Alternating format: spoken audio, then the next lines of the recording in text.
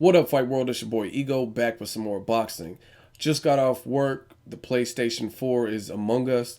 There were people camping out at my job, really anticipating sleeping, using their phone, just camping out waiting for this fucking system. I'm getting a PS4. Let me know if you guys are Xbox One or PS4 driven. Which one are you going to go? Or you're not going to get it? Are you going to get the Nintendo Wii Mini? Let me know. Aside from that, I want to bring you guys another segment that I'll try to incorporate. I don't know how often I'll do this, but as the end of the year is rapidly approaching, we got Thanksgiving, Christmas, New Year's just coming really fast.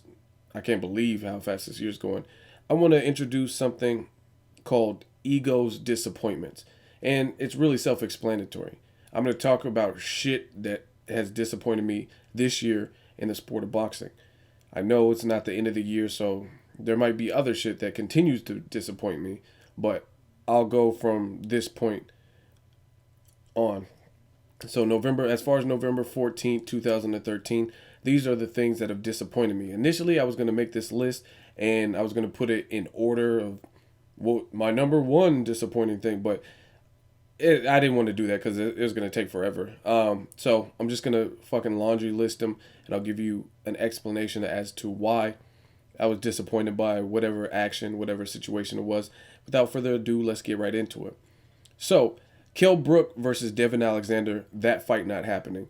And it's really self-explanatory. I was looking forward to the fight. Kell Brook is a fighter who seems like he has power. He seems like he's getting better, but he's heavily untested, especially in the elite level. So I want to see what this guy is really made of. I want to see what he looks like against a formidable opponent.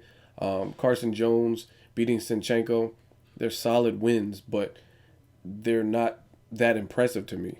He did what he had to do to win those fights, but again, I don't look at those fighters as world beaters or top 5 pound for pound guys, even in their own division. So Devon Alexander to me was a step up. I thought Devon Alexander is, whether you love him or hate him, if you think he's boring or whatever, he's been in there with veterans like Randall Bailey. He's been in there with hard punchers like Marcos Maidana. He's been in there with Timothy Bradley, who's still undefeated. He's been in there with some tough competition. So either way you slice it, it's a step up for Kell Brook, and I was looking forward to it. So after the third injury, it was just so much, and I was like, damn, I was really looking forward to the fight. And then it just got to the point, as all things with boxing, there's only so long that I'm going to care about anything in the sport of boxing. Mayweather Pacquiao, I was on board. I'm like, yes, I want to see this fight. And years pass and they're still bickering and arguing. I'm like, fuck it. I don't even care if you guys fight. There's other fights to be made. So Kell Brook, I just want to see him step up, go for a title shot, go against an opponent who has some notches on his belt, as opposed to a Carson Jones rematch or beating Sinchenko, who beat Ricky Hatton, who did blow and coke and fuck strippers and all kinds of stuff off a 3-year retirement. That's probably Sinchenko's biggest win. So, really disappointing to me. Another disappointment. Devon Alexander and Amir Khan not happening. I don't know what the fuck is up. They're saying Amir Khan is in talks for a Mayweather payday, which he doesn't deserve. I wanted to see Devon Alexander fight Amir Khan. I think stylistically, that's a matchup made in heaven, and that's a way better matchup than either guy fighting that's a better matchup than either guy fighting Floyd Mayweather. Devon Alexander, I think, is more deserving of a Mayweather fight than Amir Khan, but it doesn't look like that's the fight that is going to happen next. It looks like it might be Amir Khan. He's in the Mayweather sweepstakes for obvious business reasons. Devon Alexander and Amir Khan, that was an intriguing match stylistically. I don't know why they decided to bypass this for a Mayweather shot. I mean, other than business. Okay, Amir Khan has a different demographic of fans. He's Muslim. He's from the UK, so the fight can make some noise. He's a more well-known, I guess you could say, more headlining HBO exposure, and he puts on exciting fights. But other than that, he doesn't deserve it. He looked sloppy in the Julio Diaz fight.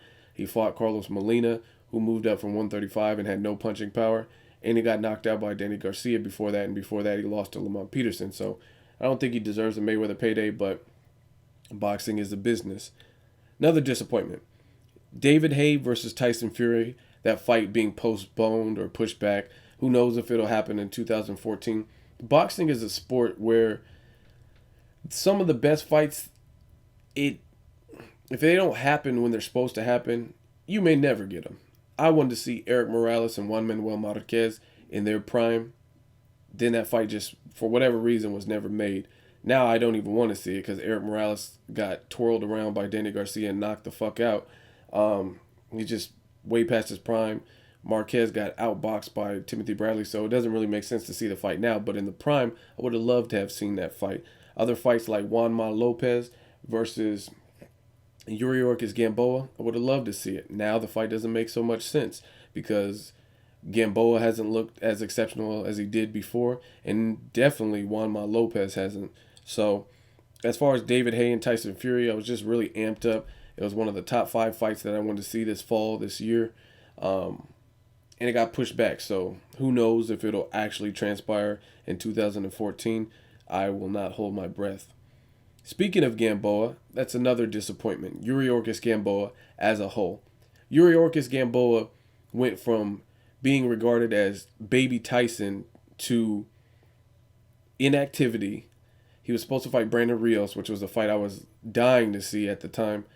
And now he's just an inactive fighter. He gives you okay performances, I guess you can say.